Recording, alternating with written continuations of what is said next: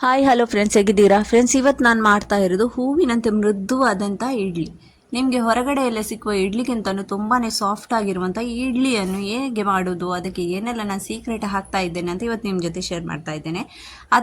ಅದ್ರ ಜೊತೆ ನಿಮಗೆ ಹೋಟೆಲಲ್ಲಿ ಸಿಕ್ಕುವಂಥ ಸಾಂಬಾರು ಕೂಡ ನಾನು ಇದರಲ್ಲಿ ಆ್ಯಡ್ ಮಾಡಿದ್ದೇನೆ. ಲಾಸ್ಟಿಗೆ ಸಾಂಬಾರದ್ದು ಕೂಡ ರೆಸಿಪಿ ಹಾಕಿದ್ದೇನೆ ಫ್ರೆಂಡ್ಸ್.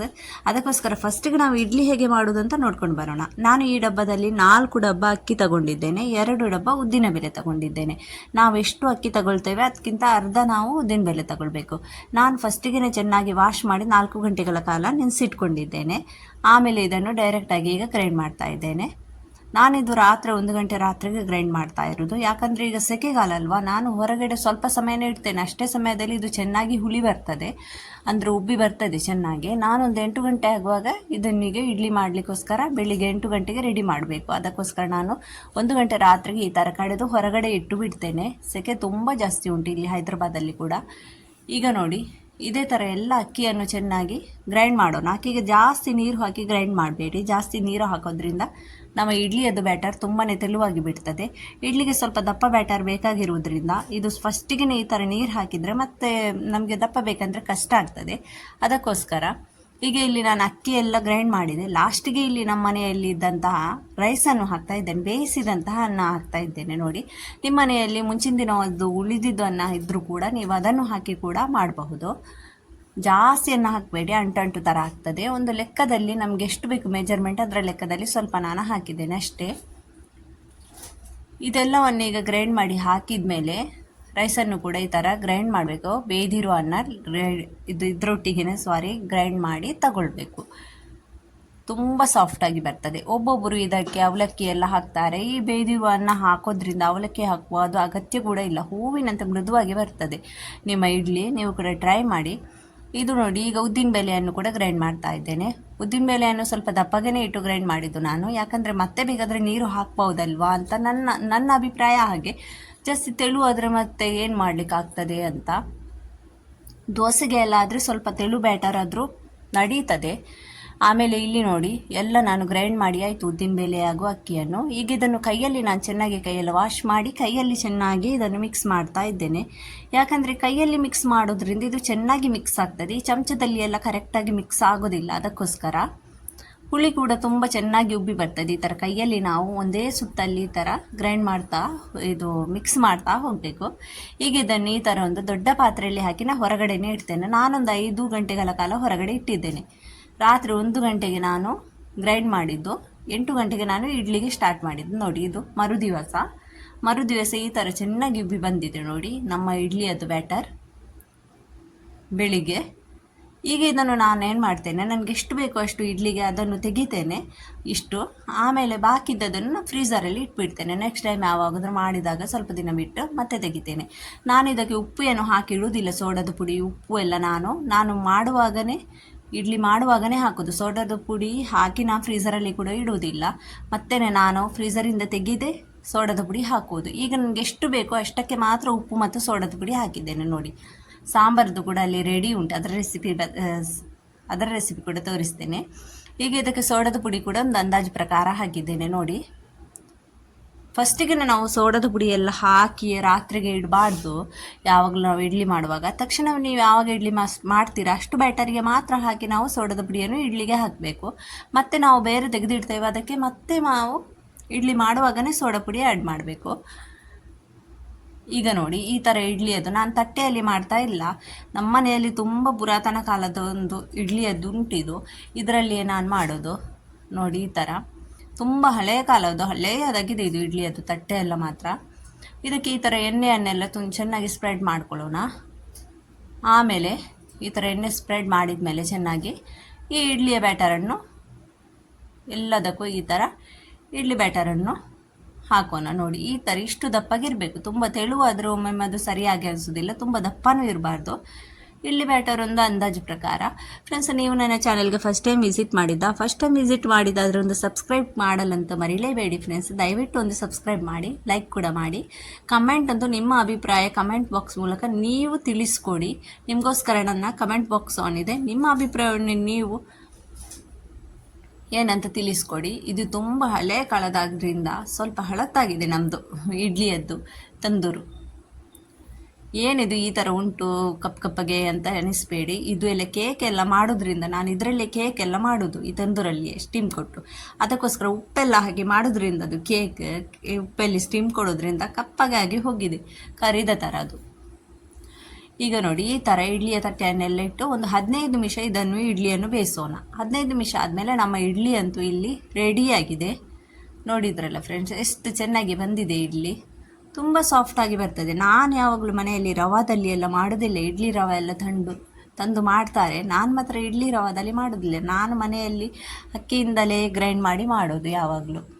ಈಗ ನಮ್ಮ ಇಡ್ಲಿ ಅಂತೂ ರೆಡಿಯಾಗಿದೆ ನೋಡಿ, ತುಂಬ ಸಾಫ್ಟಾಗಿ ಬಂದಿದೆ. ನೀವು ಒಮ್ಮೆ ಟ್ರೈ ಮಾಡಿ ಇದೇ ಥರ. ಅಕ್ಕಿಯಿಂದ ಮಾಡಲಿಲ್ಲ ಅಂದರೆ ನೀವು ಮಾಡಿ, ರವಾದಲ್ಲಿ ಕೂಡ ಚೆನ್ನಾಗಿ ಬರ್ತದೆ. ನಾನಂತೂ ರವಾದಲ್ಲಿ ಮಾಡೋದಿಲ್ಲ, ನಾನು ಮಾಡೋದು ಇದರಿಂದನೇ. ಒಮ್ಮೆ ನಾನು ಕೂಡ ರವಾದಲ್ಲಿ ಟ್ರೈ ಮಾಡೋಣ ಅಂತಿದ್ದೇನೆ. ಈಗ ಇಡ್ಲಿ ಇಲ್ಲಿ ರೆಡಿ ಆಯ್ತಲ್ವಾ, ಈಗ ಇದಕ್ಕೆ ನಾವು ಸಾಂಬಾರು ಹಾಕೋಣ. ಸಾಂಬಾರದ್ದು ರೆಸಿಪಿ ಕೂಡ ಉಂಟು ಇದರಲ್ಲಿ ಫ್ರೆಂಡ್ಸ್. ಇಡ್ಲಿ ಆದಮೇಲೆ ಸಾಂಬಾರದ್ದು ರೆಸಿಪಿ ಕೂಡ ತೋರಿಸ್ತೇನೆ. ತುಂಬ ಈಸಿಯಾಗಿ ಸಿಂಪಲಾಗಿ ಸಾಂಬಾರು ಮಾಡೋದು ಹೇಗೆ ಅಂತ, ಸೇಮ್ ಹೊರಗಿನ ಥರನೇ ನಿಮಗೆ ಇದು ಸಾಂಬಾರು ಬರ್ತದೆ. ನಾನಿಲ್ಲಿ ತೆಂಗಿನಕಾಯಿಯದು ಚಟ್ನಿ ಕೂಡ ರೆಡಿ ಮಾಡಿದ್ದೇನೆ. ಇಡ್ಲಿ ಅಂತೂ ಸೂಪರ್ ಆಗಿದೆ. ಸಾಂಬಾರ್ ಜೊತೆ ಇಡ್ಲಿ ತಿನ್ನುವ ಟೇಸ್ಟೇ ಬೇರೆ ನೋಡಿ. ತುಂಬ ಸಖತ್ತಾಗಿ ಬಂದಿದೆ ಫ್ರೆಂಡ್ಸ್ ಇಡ್ಲಿ. ಎಷ್ಟು ಸಾಫ್ಟ್ ಆಗಿದೆ ಅಂದರೆ ಇಷ್ಟೊಂದು ಮೃದುವಾಗಿದೆ. ನೀವು ಹೊರಗಿಂದ ಇಡ್ಲಿ ಎಲ್ಲ ತರೋದು ನಿಲ್ಲಿಸಬೇಕು ಈ ಥರ ಮನೆಯಲ್ಲಿ ಇಡ್ಲಿ ಮಾಡಿದರೆ. ಈಗ ನೋಡಿ ಸಾಂಬಾರನ್ನ ರೆಡಿ ಮಾಡ್ತಾ ಇದ್ದೇನೆ. ಸಾಂಬಾರಿಗೋಸ್ಕರ ಇಲ್ಲಿ ಫಸ್ಟಿಗೆ ನಾನು ತೊಗರಿಬೇಳೆ ತಗೊಂಡಿದ್ದೇನೆ, ಆಮೇಲೆ 4 ಟೊಮ್ಯಾಟೊ ತೊಗೊಂಡಿದ್ದೇನೆ. ನೀವು ಅನಿಸ್ಬೋದು ಫ್ರೆಂಡ್ಸ್, ಏನು ಇವರು ಇಡ್ಲಿಯನ್ನು ತೋರಿಸ್ತಾ ಇದ್ದಾರೆ, ನಾವೆಲ್ಲ ಇಡ್ಲಿ ಮಾಡೋದಿಲ್ವಾ ಅಂತ. ಎಲ್ಲರೂ ಇಡ್ಲಿ ಮಾಡುವವರೇ ಫ್ರೆಂಡ್ಸ್. ಆದರೂ ನನ್ನ ಪ್ರಕಾರ, ನಾನು ಮಾಡುವ ಅಂದಾಜು ಪ್ರಕಾರ ನಾನು ಈ ಥರ ಇಡ್ಲಿ ತೋರಿಸಿದ್ದು. ನನಗೆ ತುಂಬ ಇಷ್ಟವಾಗ್ತದೆ ಈ ಥರ ಇಡ್ಲಿ, ಈ ಥರ ತುಂಬ ಸಾಫ್ಟಾಗಿ ಬರ್ತದೆ ಅಂತ. ಅದಕ್ಕೋಸ್ಕರ ಇಲ್ಲಿ ನಾನು ಸಾಂಬಾರಿಗೋಸ್ಕರ ಟೊಮೆಟೊ ಕಟ್ ಮಾಡಿ ಹಾಕಿದ್ದೇನೆ. ಆಮೇಲೆ ಅರ್ಧ ಈರುಳ್ಳಿಯನ್ನು ಕೂಡ ಈ ಥರ ಸಣ್ಣಗೆ ಕಟ್ ಮಾಡಿ, ಸ್ವಲ್ಪ ಶುಂಠಿ ಬೆಳ್ಳುಳ್ಳಿ ಪೇಸ್ಟ್ ಕೂಡ ಹಾಕ್ತಾ ಇದ್ದೇನೆ. ಹಾಗೂ ಸ್ವಲ್ಪ ಅರಿಶಿನ ಪೌಡರ್ ಹಾಗೂ ಮೆಣಸಿನ ಹುಡಿ. ನಮಗೆ ಎಷ್ಟು ಖಾರ ಬೇಕೋ ಅದರ ಪ್ರಕಾರ, ಖಾರ ಜಾಸ್ತಿ ತಿನ್ನೋದಾದರೆ ಜಾಸ್ತಿ ಹಾಕ್ಬೋದು. ನಮ್ಮ ಮನೆಯಲ್ಲಿ ಸ್ವಲ್ಪ ಖಾರ ಕಮ್ಮಿ, ಅದಕ್ಕೋಸ್ಕರ ನಾನು ಕಮ್ಮಿ ಹಾಕ್ತಾ ಇದ್ದೇನೆ. ಹಾಗೂ ಇಲ್ಲಿ ಇಡೀ ಕಾಳು ಮೆಣಸು ಕೂಡ ಹಾಕಬೇಕು. ಸ್ವಲ್ಪ ರುಚಿಗೆ ತಕ್ಕಷ್ಟು ಉಪ್ಪು, ಆಮೇಲೆ ಉಪ್ಪು ಬೇಕಂದರೆ ಉಪ್ಪು ನೋಡಿ ಹಾಕಬೇಕು. ಈ ನೀರನ್ನು ಹಾಕಿ ವಿಸಿಲ್ ತೆಗೆಯೋಣ. ನಮಗೆ ಇದು ತೊಗರಿಬೇಳೆ ಎಲ್ಲ ಬೇಯೋಗೆ ಎಷ್ಟು ಬೇಕು ನೀರು ಅಷ್ಟನ್ನು ಆ್ಯಡ್ ಮಾಡಿ, ಈಗ ಇದಕ್ಕೆ ಒಂದು 4-5 ವಿಸಿಲ್ ಬರೋವರೆಗೂ ಕುಕ್ಕರದು ಮುಚ್ಚಳ ಮುಚ್ಚಿಟ್ಟು 4-5 ವಿಸಿಲ್ ತೆಗಿತೇನೆ. ವಿಸಿಲ್ ತೆಗೆದ ಮೇಲೆ ಸ್ವಲ್ಪ ಹೊತ್ತು ಕುಕ್ಕರಲ್ಲಿ ಅದೇ ಥರ ಸಿಟಿಯೆಲ್ಲ ಇದಾಗುವ ತನಕ ಇಟ್ಟಿದ್ದೇನೆ. ನಾನು ರಪ್ಪಕ್ಕೆ ಆಗಲೇ ಓಪನ್ ಮಾಡಲಿಲ್ಲ. ಈಗ ಇದು ಚೆನ್ನಾಗಿ ಬೇಯ್ದಿದೆ ನೋಡಿ. ನಾನು ಇದಕ್ಕೆ ನುಗ್ಗೆಕಾಯಿ ಹಾಕ್ತಾ ಇದ್ದೇನೆ. ನಿಮಗೆ ಇಷ್ಟವಿದ್ದ ತರಕಾರಿ ಯಾವುದಾದ್ರೂ ನೀವು ಸಾಂಬಾರಿಗೆ ಆ್ಯಡ್ ಮಾಡ್ಬೋದು. ನಾನಿಲ್ಲಿ ನುಗ್ಗೆಕಾಯಿಯನ್ನು ಆ್ಯಡ್ ಮಾಡ್ತಾ ಇದ್ದೇನೆ. ಇದಕ್ಕೆ ನೀವು ಬಟಾಟೆ ಅಂದರೆ ಆಲೂಗಡ್ಡೆ, ಸೌತೆಕಾಯಿ ಹಾಗೂ ತುಂಬ ಪಂಪ್ಕಿನ್ ಈ ಥರ ಎಲ್ಲ ನೀವು ಆ್ಯಡ್ ಮಾಡಬಹುದು ಇದಕ್ಕೆ. ನಮ್ಮ ಮನೆಯಲ್ಲಿ ನುಗ್ಗೆಕಾಯಿ ಇದ್ದಿದ್ದರಿಂದ ನಾನು ಈ ನುಗ್ಗೆಕಾಯನ್ನು ಆ್ಯಡ್ ಮಾಡ್ತೇನೆ. ಎಲ್ಲ ನಮ್ಮದು ತೊಗರಿಬೇಳೆ ಎಲ್ಲ ಚೆನ್ನಾಗಿ ಬೇಯ್ದ ಮೇಲೆ ಲಾಸ್ಟಿಗೆ ಇದಕ್ಕೆ ಸ್ವಲ್ಪ ನೀರು ಹಾಕಿ ಇದನ್ನು 1-2 ವಿಸಿಲ್ ತೆಗಿತೇನೆ. ಇಲ್ಲಾಂದರೆ ತೊಗರಿಬೇಳೆ ಒಟ್ಟಿಗೆ ಹಾಕಿದರೆ ನುಗ್ಗೆಕಾಯಿ ಎಲ್ಲ ಚೂರಾಗಿ ಹೋಗ್ತದೆ, ನೂರಾಗ್ತದೆ, ಎಲ್ಲ ಪುಡಿ ಆಗ್ತದೆ. ಅದಕ್ಕೋಸ್ಕರ ಈಗ ನೋಡಿ ನುಗ್ಗೆಕಾಯಿ ಕೂಡ ಕರೆಕ್ಟ್ ಉಂಟು. ಅಂದರೆ ನಾನು ಒಂದೇ ವಿಸಿಲ್ ತೆಗೆದದ್ದು, ಆಮೇಲೆ ಓಪನ್ ಮಾಡಿದ್ದೇನೆ ಕುಕ್ಕರ್. ಈಗ ಸ್ವಲ್ಪ ಹುಳಿಯನ್ನು ಹಾಕೋಣ. ಅಂದರೆ ಸ್ವಲ್ಪನೇ ಹುಳಿ ನೀರು ಹಾಕ್ತಾ ಇದ್ದೇನೆ. ನಾನು ನೆನೆಸಿಟ್ಟಿದ್ದ ಹುಳಿ ಇತ್ತು, ಅದರಲ್ಲೇ ಹುಣಸೆ ಹುಳಿ, ಅದರ ನೀರನ್ನು ಸ್ವಲ್ಪ ಟೇಸ್ಟ್ಗೋಸ್ಕರ ಹಾಕ್ತಾ ಇದ್ದೇನೆ, ಜಾಸ್ತಿ ಬೇಡ.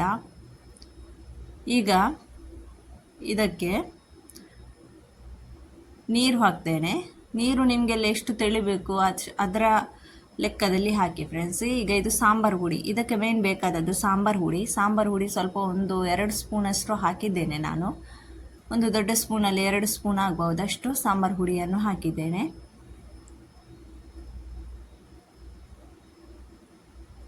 ಇದನ್ನೆಲ್ಲ ಈಗ ಈ ಥರ ಚೆನ್ನಾಗಿ ಮಿಕ್ಸ್ ಮಾಡ್ಕೊಳ್ಳೋಣ. ಉಪ್ಪು ಕೂಡ ಸ್ವಲ್ಪ ಕಮ್ಮಿ ಉಂಟು, ಅದಕ್ಕೋಸ್ಕರ ಉಪ್ಪು ಕೂಡ ಹಾಕಿದ್ದೇನೆ. ನೋಡಿ ಇಷ್ಟು ತೆಳು ಇಟ್ಟಿದ್ದೆ ನಾನು. ಸಾಂಬಾರಂತೂ ಸೂಪರ್ ಆಗಿದೆ. ನೀವು ಹೋಟೆಲ್ನ ಸಾಂಬಾರ್ಗಿಂತಲೂ ಸ್ವಲ್ಪ ಹೆಚ್ಚಾಗಿ ಚೆನ್ನಾಗಿತ್ತು ಅಂತಲೇ ಹೇಳ್ಬೋದು, ಅಷ್ಟು ಚೆನ್ನಾಗಿತ್ತು ಸಾಂಬಾರ್. ನೋಡಿ ಈ ಥರ ಚೆನ್ನಾಗಿ ಕುದೀತಾ ಇದೆ ಸಾಂಬಾರ್. ಇದಕ್ಕೆ ನಾನು ಸ್ವಲ್ಪ ಬೆಲ್ಲ ಕೂಡ ಹಾಕಿದ್ದೇನೆ ಫ್ರೆಂಡ್ಸ್. ಬೆಲ್ಲ ಹಾಕೋದ್ರಿಂದ ಇದು ಹುಳಿ ಸಿಹಿಯಾಗಿ ತುಂಬ ಟೇಸ್ಟಾಗಿ ಬರ್ತದೆ. ಈಗ ನೋಡಿ ಒಗ್ಗರಣೆ ಕೂಡ ಹಾಕಿದ್ದೇನೆ. ಒಗ್ಗರಣೆಗೆ ನಾನು ಹಾಕಿದ್ದು ಬೆಳ್ಳುಳ್ಳಿ, ಜೀರಿಗೆ ಹಾಗೂ ಸಾಸಿವೆ. ನೋಡಿದ್ರಲ್ಲ ಫ್ರೆಂಡ್ಸ್, ನಮ್ಮ ಸಾಂಬಾರಂತೂ ತುಂಬ ಈಸಿಯಾಗಿ ರೆಡಿ ಮಾಡಿದ್ದೇನೆ. ಒಗ್ಗರಣೆ ಹಾಕಿದ ಮೇಲೆ ನೀವು ಇದಕ್ಕೆ ಸ್ವಲ್ಪ ಕೊತ್ತಂಬರಿ ಸೊಪ್ಪನ್ನು ಕೂಡ ಗಾರ್ಲಿಷ್ಗೋಸ್ಕರ ಹಾಕಿದರೆ ತುಂಬಾ ಚೆನ್ನಾಗಿರ್ತದೆ. ನೋಡಿದ್ರಲ್ಲ ಫ್ರೆಂಡ್ಸ್, ಇನ್ನು ನಾನು ಸಿಗ್ತೇನೆ ಇನ್ನೊಂದು ನೆಕ್ಸ್ಟ್ ವಿಡಿಯೋದಲ್ಲಿ. ನಿಮಗೆ ನನ್ನ ವಿಡಿಯೋ ಇಷ್ಟ ಆಯಿತು ಅಂದರೆ ನೀವು ನನ್ನ ಚಾನಲನ್ನು ಸಬ್ಸ್ಕ್ರೈಬ್ ಮಾಡಲಂತೂ ಮರಿಬೇಡಿ.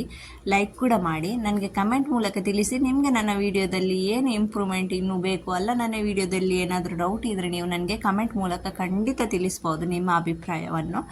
ನಾನಿನ್ನು ಭೇಟಿಯಾಗ್ತೇನೆ ನೆಕ್ಸ್ಟ್ ಇನ್ನೊಂದು ವಿಡಿಯೋದಲ್ಲಿ. ಅಲ್ಲಿ ತನಕ ಟಾಟಾ ಬಾಯ್, ಟೇಕ್ ಕೇರ್.